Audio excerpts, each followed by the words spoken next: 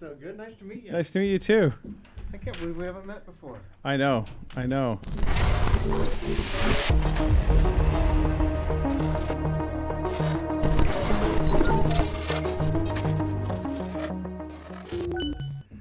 Thanks for doing this, dude. Hey, my pleasure. How's life? Life is good. Yeah, things are going good. And I bet it's good. My word. You guys are doing incredible. well, we're loving it and we're having a lot of fun, that's for sure. So, Yeah, that's awesome. yeah. When did you start Crumbl? So we started Crumbl in 2017 and we did it in Logan, Utah. And we opened up our first location just there. And in fact, our very first location that we opened up, it was set to be demolished in like 6 months. No way. We thought, oh, this is just a fun little thing that we're doing on the side. I love technology. My partner, Sawyer Hemsley, he loved, branding and all these things. And we're like, well, let's put together this little cookie shop. It's going to be demolished in 6 months, but it'll be a little fun thing and experiment things we just love. So we opened it up, though, and doors came around people came around from the front door all the way to the lines, came out the back, and it just got really, really busy. And we've just kind of taken off ever since then. So, but yeah, that was our first location in Logan, Utah, 2017, and here we are today. How did you market it originally? So originally, really, it's how we've always just marketed is just really on social media. So Yeah. I think especially at the time, almost 6 years ago, a lot of companies really weren't as strong on social media. They're trying all the traditional advertising methods, and we decided that social was the best communication platform, and so we just did it. It wasn't like necessarily a set strategy. It was just kind of like, hey, we love social, we love it, this is how we love interacting with other brands and people, and so let's just start off on social. That's kind of how it started. So we told people the very first day that we opened, though, we had a lot of people come in also from newspapers, because a newspaper article wrote an article on us and said these guys are coming to town and you should check out their shop. And so that combined with the social media, and we were off to the races. Was it Instagram particularly, or? It was, yeah. I mean, we didn't have TikTok, at that time. So it was Instagram, and I was on Facebook. My partner was more on Instagram. So Facebook was still pretty good then, and Facebook was hot. Instagram was hot. Yeah. So it was Instagram and Facebook, and that's really how we started off. Is TikTok the big one now? It is now, yeah. So there's a lot. We have our biggest following. Yeah, we definitely have a lot of followers on TikTok now. I think we have more followers than Nike and Starbucks combined. So you're kidding. We're doing really good on TikTok. A lot of our audience loves our cookies and our experience that we provide for them. So yeah, TikTok is huge for us too. So why cookies? Why a cookie shop?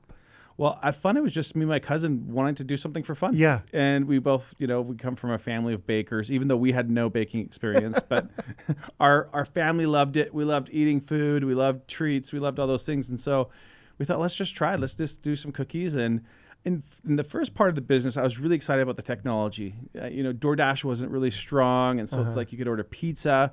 And I wanted to be able to order other things. And so I thought, building the technology and the experience. And so when we first opened our first store, it was so magical to people to see my cookies are coming to me in my mobile app or my phone, and they just loved that experience. So at first it was just that was it. It was really the focus on that technology and the experience, and of course making sure that we have the best cookies in the world. What? How long did it take you to develop that app and kind of get that app to a point where people would use it? So first it was just a mobile web. So it wasn't like an app to begin with. Yeah, of course. And we just got that, just a basic website. And pretty early on, because I come from the technology background, after we got all the routing and all that stuff worked out in the back end to make sure deliveries and stuff would go the right way, we were like, let's build a mobile app. And so, it was a year plus later after that. And our first corporate hire was my CTO. He worked at Facebook, and I was like, come join me, give up your big salary and make next to nothing and have fun making cookies. And everyone thought he was crazy, but ended up working out pretty well for him too as well. So it takes off in Logan. It does. Mm-hmm. And are you spending 20 hours a day there to start? Are you cooking? How? I'm just fascinated by how you grow from a shop in Logan to a behemoth, and Crumbl is a behemoth now. What's the next steps? I'm just fascinated by it. Yeah. So at first I was just working, evenings and weekends from my house, doing a lot of the technology behind the scenes. Because at the very beginning, it was like my brain figuring out like which driver should go where. So I had this map and I'm like trying to direct people cookies. I'm like on the phone answering customer service of people being like, when are my cookies coming? And so all that stuff was, at the beginning I was spending a lot of time with that and delivering boxes to the store and, help coming up with the first cookie. My partner Sawyer, he was in the store and making sure the employees and everything was running there. And so I was running the technology and the digital marketing. He was doing the branding and the in-store kind of experience. And so we were both part-time. So he was still going to school and I was, working at another company at the time. And after a while, we're like, okay, this was a fun side thing, but maybe it's not a fun side thing. Like maybe this is, going to do really, really well. And so we both looked at each other and I said, Sawyer, if we're going to do this, we need to quit what we're doing and we need to just go in full time. So Sawyer just finished school. He had an opportunity to go do, work at a marketing agency and kind of go that route. And he went and told his teacher, hey, I'm actually not going to go join this agency and work with you. And she's like, you're crazy. You're never going to make any money off cookies, And my family and everyone's like, Jason, I hate to tell you, but this is finally the business that's just not going to work. This is ridiculous. So, our family thought we were crazy. Professors thought we were crazy, but we saw something and and it was really enjoyable. In my tech career, I'm all about driving people to apps and downloading and using social networks and all these other different things. And it was rewarding somewhat. But when I had my girls come to my store, my first store opening, and they were standing across the counter and they're looking at me and they're like, Dad, you own a cookie store? And I'm like, I was like a superhero. I'm like, well, I did all these other great things in my life, but they're like, who cares about all that stuff, right? But they were really, really, really excited about what I was doing. And I'm like, this is meaningful. This actually, we could make this company a company that really brings people together. Yeah. Not necessarily online like I've been used to my whole career, but maybe bringing people together is not through a mobile app and arguing with each other, whatever. Maybe it's like taking that stuff and putting it away. And maybe just coming together and spending a meaningful moment with somebody else, whether it's a birthday, a graduation, or heck, just a family night for 20 minutes to sit down and enjoy some cookies. Yeah. And it actually started becoming really more rewarding. And I thought, okay, I love technology, but maybe I could use technology in this and try to accomplish what I've been trying to do my whole career, which is bringing people together. So, yeah. That's incredible. And so when you're building like the concepts for the cookie, which one was the first one? Because that's another thing. Like Crumbl, like if I was you in 2017 and I was like, we're going to do cookies, I would have just done like a chocolate chip cookie and like not even like that was another part of the brilliance is like it's so unique and so interesting and like so good. How many tries did all of that take? So we had our first set and our first set was milk chocolate chip. So we thought like, really? Right? Yeah. But big. Yeah, it was big. Yeah. Because it's meant to be shared, right? Yeah. That's what's interesting. So, on I don't share them. Technology and apps, you're all about virality and like how many people when they come into an app, do they do your activities like draw another person into the app? So the same thing with a cookie. It's like, well, it's meant to be shared. It's large. So you kind of intrinsically, when you purchase these cookies, you're like, well, I'm not eating these all by myself. So you're bringing people, they're trying it, and then they're bringing people. And so that's kind of the cookie virality, so to speak, is those large cookies really helped kind of with that virality. So the first one was a chocolate chip cookie. We were like, this is going to be easy. We're going to make a chocolate chip cookie. And it wasn't easy. Like we didn't know anything. I still remember like we had these commercial mixers and they're different from at home home mixers. And so we've got this recipe and we're kind of like, okay, we're making it at home. We're like, okay, let's go. Let's do the commercial kitchen. This is going to be so awesome. Yeah. We threw all the ingredients in this mixer and the paddle starts paddling. And I'll never forget being like, we bought the wrong commercial mixer because it's not reaching the bottom of the mixer. Well, really, you just needed more ingredients in it for it to actually work. But that's how like naive we were. We didn't even know that. And so it was just like, so we had to like, of course, make the batch size a lot larger and make it actually work. But we just didn't know. And I think that's, was part of the fun is because we didn't know anything. We were trying things. We were just willing to just try anything and just like go for it. And so it took us a long time, months and months and thousands of dollars of dough. We'd be throwing them out. Doesn't matter what time of day. In fact, I remember another experience that we had where Sawyer and we were making dough and it was like, I don't know, must have been like 2:00 in the morning. It was sometime past midnight. And we had these black garbage bags. And so when the dough doesn't work, you're not selling it at anything, of course. So you throw it into this garbage sack And I remember one night we were in the back alley where the front area where the garbage can was, and we were dumping this black garbage bag over the side, and there's policemen coming like down the side. We're like, does he think we're like throwing over a dead body? Because it sure feels like that's the weight of this dough. And so I remember us just chuckling and laughing about that kind of experience. But yeah, it took us a long time to really make it. And I think one of the things that Sawyer and I really early on, we really wanted to do is, if we're going to do something and our name's going to be on it, it has to be the best. Yeah. And so we taste tested it. Just like in the software world, you A/B test it. In the physical, baking space, we taste tested our way to the chocolate chip cookies. So we took it and we're like, arguments over whether it's semi-sweet versus milk chocolate chip, the size of the cookies, the texture of the cookies, how long it should wait for after it comes out of the oven. Like all these nuances, we'd go, we taste test with family members. I would have no shame. We would go to gas stations and stuff like that, and we'd be like, hey, which of these cookies taste better? They're like, who are these weirdos offering me cookies? Like, what's wrong with these things? Are they trying to kill me? Who knows? But like, we're going and do these things, and we kept getting feedback and learning. And even after we opened, we'd hear feedback and comments and see it on social media, and we'd be like, okay, let's integrate that. Let's change that. Let's fix that. And so I think for us, early on, just really perfecting one thing. And when people came in and tasted it, they couldn't wait to tell everyone else about it. And that's how we got started. That's incredible. So how long was it just chocolate chip? I don't know the exact time. I think it was like a few weeks to a month of just chocolate chip. And then we decided like, hey, we wanted to start doing some other flavors. So we're like, let's do other flavors. So one of the flavors that we had was called the Midnight Mint, because we're like, what would be fun? Like, we're trying to get people coming in from midnight to 2 a.m. because we were originally open up to like really late. We're like, let's just create a cookie, and you could only get it during midnight to 2 a.m. And people loved it. They came and got it, and it was like, chocolate base with mint chips in it, and everyone was like, they got a new cookie. This is amazing. And some people would come in, but yeah, so it's like a new iPhone. Yeah, man. It is. It was. And so fast forward today, when we got going too as well, we started adding, cookies to the menu, and then we opened up our first franchise location. And when we opened it, I think we had something like 10 or 11 cookies. And the franchise partner couldn't keep up. And we were there, of course, with them too. And we all couldn't keep up with all the cookie stock. So someone would like, oh, I'm really excited about this flavor. They'd come into the store, and the stores were so busy that it's like that flavor, like, we just sold out, and I'm so sorry. And then people would get irritated and frustrated. And so we're like, oh, what are we going to do about this? And so after the very first full week, we're sitting down at the tables. We're exhausted. People are crying, emotions out there from, I don't know if I can do this, franchise partners and that sort of thing. And we're like, okay, we just got to figure this out.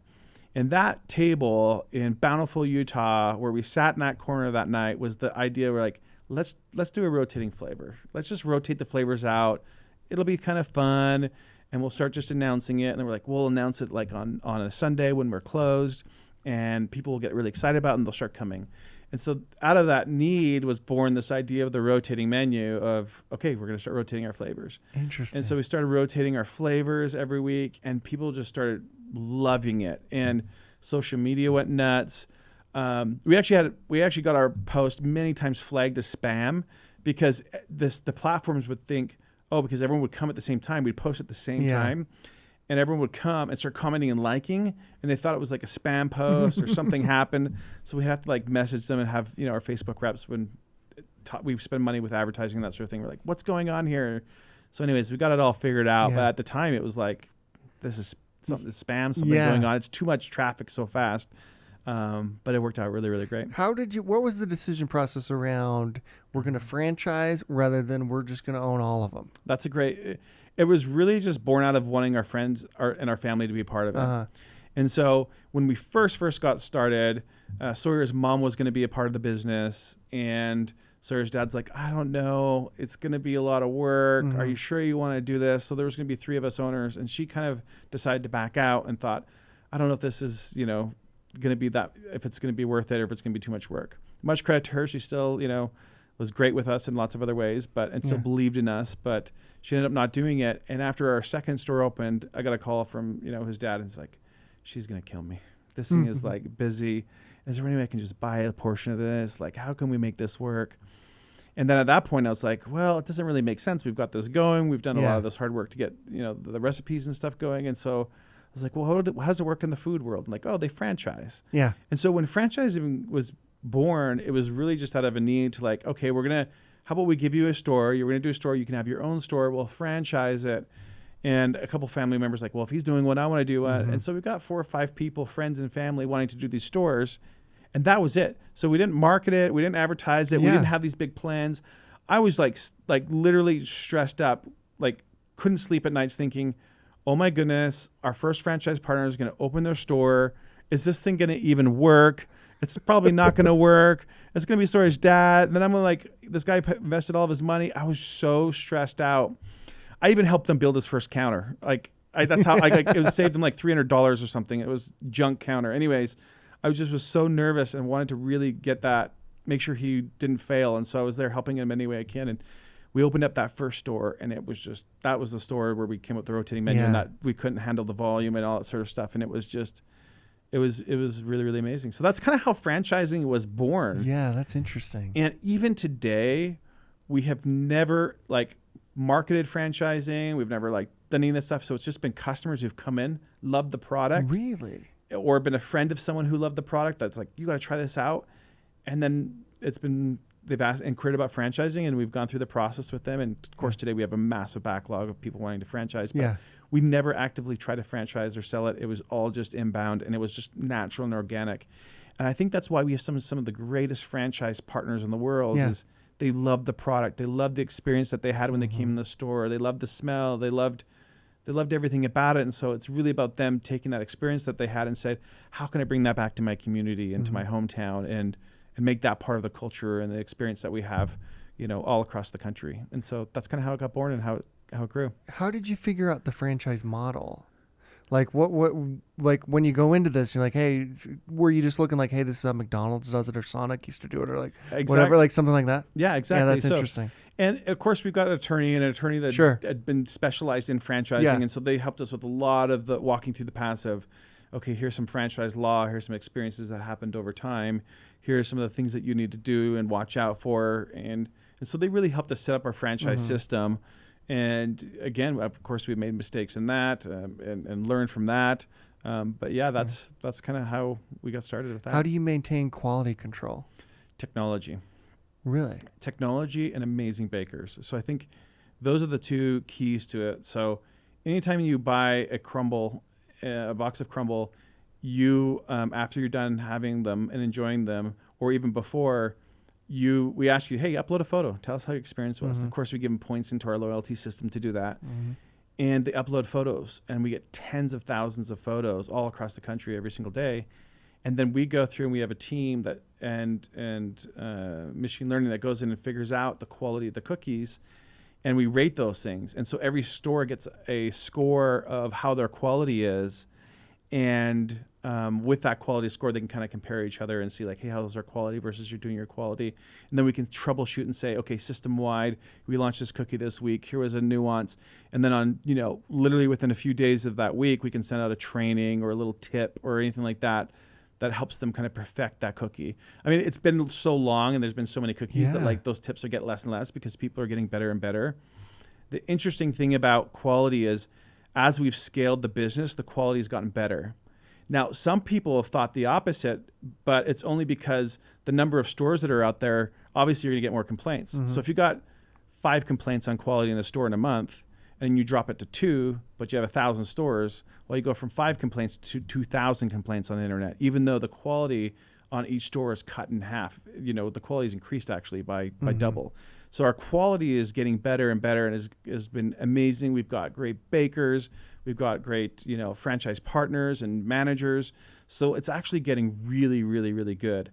Obviously, the noise and the signal and that sort of stuff has gotten more on social media. So working on that and communicating that with customers has been a challenge. But from a dashboard and a data standpoint, definitely quality's gotten awesome. So, dude, I love how technical this is. Yeah. It's actually genius. Everything you just described, that's like a genius way to maintain quality control for a food. Like you've got to be one of the first to ever do that of any food companies. I don't know. I others may have done it. I'm not sure of other processes. But that's fat. There's so much that goes like quality control. I was thinking you were gonna say we just make them commit to putting the right amount of sugar in the, like that is a detailed, a very interesting answer. How many franchises do you have now? So we've we've got over 1,300 or something sold, and we've got about crazy. 900 that are open, just under 900 that are open right now. Did you ever think you'd have a franchise open outside of Utah? No. I mean, when we first got going, no. We just were like, we thought it was going to be demolished in 6 months. That's how when we first got going, that's how we thought. It was like, okay, this is a cool, fun thing. But no, we never in our wildest dreams. And, you know, you had a lot of people, like, especially when you start getting some stores opening, they're like, oh, it's just Utah. Those Utah people love sugar. Like, it's actually funny when you think about it because, you know, since we've grown, I've seen, like, the sales, of course, of all the different states and that sort of thing. And a lot of people just have this, you know, mentality of like, oh, sugar is just a Utah thing. It's like, if you think about it, it's kind of an American, kind of a world thing, you know? I went over to the UK and I was like, oh, I wonder if they're going to like cookies and that sort of thing as we were looking into the UK.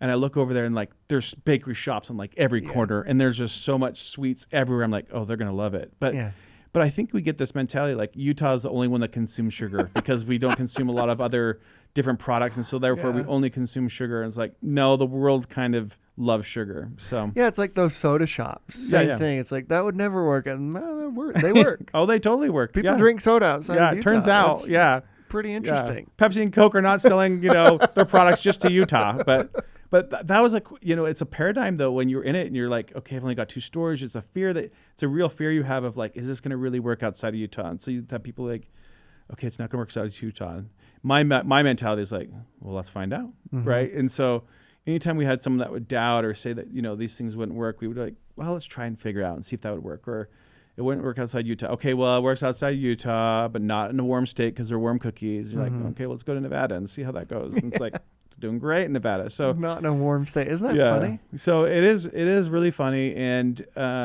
you know, I think when you get going on an idea, I think a lot of people try to take a lot of input for a lot of people, and a lot of people have a lot of advice for you. And my advice is just prove those things out, you know, test and learn and test and learn and create that culture of we're going to try to learn these things out and don't just take anything for face value.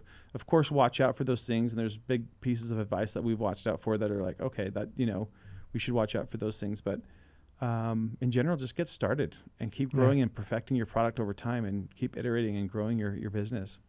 In particular, your brand is iconic now. It seems like, you know, that pink box of cookies, that's a big deal. It is. And where did you come up with the color, and particularly that color? Like, I'm just fascinated. Like the branding, you must have. That's obvious to me that you've put a lot of thought into that. We did. So I mean, there are 2 things. One, Sawyer's grew up, and there was a Cadillac that was a pink color. And of course, when we got started, everyone's like, is it going to be college students and all those things coming in? And the people that came through our doors were actually like moms and non-college students. And at the time, millennial pink was a popular color. And Sawyer had remembered growing up, there was a Cadillac and it had a certain pink shade. And my brother-in-law actually was an auto body. He did all the paint job on this car too as well. And it was this pink color, and we just loved it. Yeah. And so we kind of opened the door with that pink color, and our boxes were like, well, pink, and we just had random square boxes to begin with. And then we, you know, of course, as we're thinking this, we're like, it's all about the experience, and it's all about the details. Those details like make a big, big difference. And so we're like, we want to figure out how to do a different box. Like, we need our own custom, unique experience, great box for us. And so we went to Utah State in the marketing department, and we did a contest, and they all came up with these different boxes that were like ovens, boxes that were like all these different shapes and sizes. And so we were kind of judging like this box, and we're going to give an award, a competition for it. And then we saw this box, and it was an elongated box.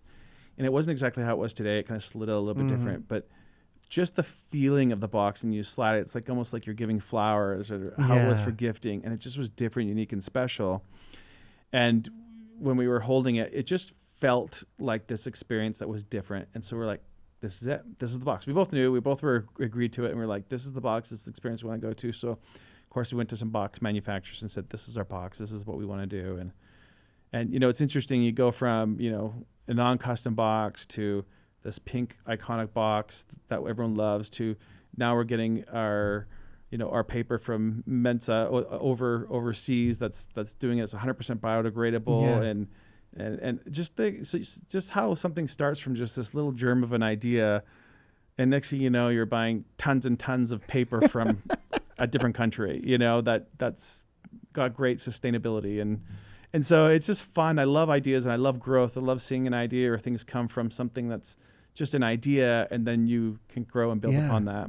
How have you managed the growth? The growth is, because we're talking like it's been 6 years. Yeah, a little under 6 years, yeah. This is crazy. It is crazy. Yeah, it's, one of our strategic thoughts is we said we have a great experience here, and we want to grow really, really fast. And so, of course, at the beginning, the way to grow fast and want your franchise partners to grow with you is to have great, unique economics.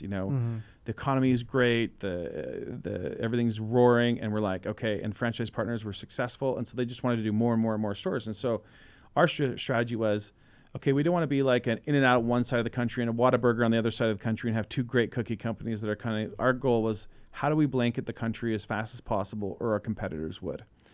And so we did that, and we grew fast, and our goal was to kind of really conquer and own the market of cookies. And that strategy so far has paid off. I mean, obviously you have growing pains and some learnings. Like maybe we've gone into some states or some cities that are a little bit too small, and was that a good idea? So there's, density, those kinds of things. So there's a lot of things that we're learning and that we need to improve upon. For sure, it wasn't perfect. But strategically, we feel strong that from a competitive standpoint and winning the hearts and minds of the customers across the country, it was the right move. How did DoorDash change your business? Well, DoorDash it's been awesome in a lot of ways. We had, at the very beginning, we had built basically our own DoorDash system. Yeah. Right. So we had not only for the customers, but we also built it for the employees. Yeah. So we had our own drivers. Well, when Valentine's Day hits and everyone wants to give each other Crumbl, like that's insane. Like the number of staff that you need to have, like coordinating all that, like. For several years, I did not have really good Valentine's Days. I still have to make it up to my wife. But DoorDash came around and they built a whole model that was great for everyone as far as deliveries, so they could pick up from one place, drop off into their home, and then the routes were better and more optimized because you had more drivers. And so we were one of the very first customers that they could use our own technology, and then DoorDash would do the delivery. So we've got all technology behind the scenes that says, okay, if a franchise partner wants to do their own deliveries, control the whole experience, they can. And they can do their own deliveries, that sort of thing. But if they get really, really busy, the system will be aware and understand that store is getting capped at max capacity for the volume that they're having. And then all of a sudden DoorDash will kick in and it'll send the orders to DoorDash and they'll come and pick them up. So it like relieves the pressure.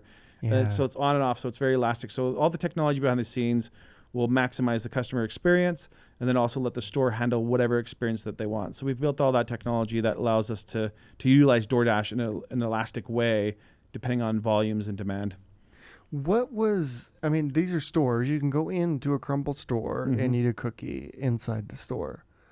What was the thinking behind we're going to have storefronts versus just these, what do they call them, shadow kitchens? Yeah, like ghost kitchens. Ghost kitchens, yeah. Yeah. Well, we actually tried, interesting enough, we actually tried a ghost kitchen. So our first store, we were wondering, should we just do delivery only? Should we do a store? And still to this day, our very first location, again, it was set to be demolished. And Sawyer saw this building and was like, Jason, what about this building? And I'm like, well, if we can get it under, I think it was between $800 and $1,200. We kind of go back and forth. We're trying to find our text to see exactly how much it was. I think it was, around $800 or something like that. And I was like, if we can get it from under the $1,000 to $800, we'll just do it, right? Yeah. And so really that was a big part of it. It's not some big, huge genius plan, but it was really just hey, can we get this building? Can we get it at an affordable rate? We can try it this way. And of course, a lot of customers came through the door. And delivery was a huge part of our business back then. It still is today, but not as much as it was back then. And at that time, we said, okay, well, after we opened up Logan, we're like, let's go in Orem area where I'm from here and where I live, and let's do it here. We're like, well, what if we do it across the whole state, and we're going to do this big ghost kitchen in this warehouse, set up a full baking facility, and only do delivery. And so we did that. And we opened it up, and we had so many deliveries. The amount of coordination and drivers going across all of Utah County. And then we were like, this is too much work. Yeah. And of course, more and more people start ordering. We're like, we need to open up some stores just to alleviate from that ghost kitchen concept. So that ghost kitchen was opened almost like 4.5 years ago. So way before its time of like ghost kitchens. And it went really, really well. But we decided that we wanted to go and have the people experience the store, see the cookies.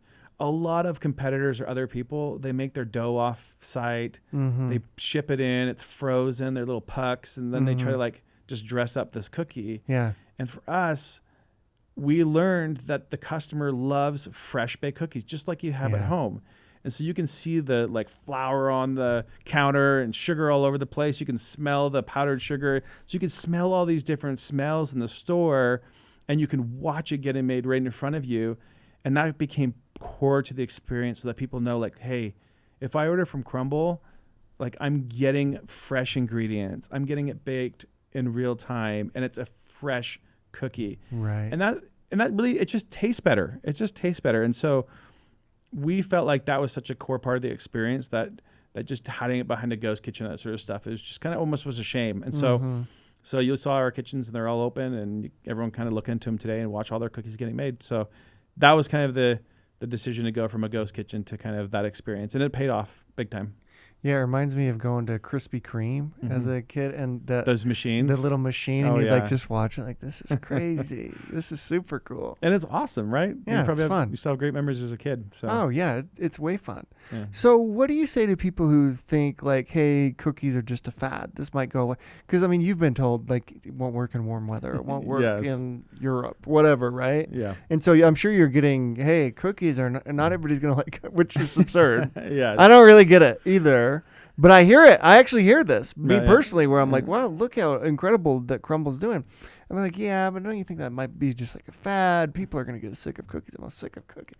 It's like getting sick of pizza. Yeah, exactly. I think the difference is, I think people saw it in certain, like ice cream has been changed into like morphed into many different experiences, whether it's frozen yogurt or hard ice cream or soft serve ice cream or this cone with special sugar on. So there's been kind of like a lot of nuances with ice cream. And I think things have kind of up and gone depending on those trends.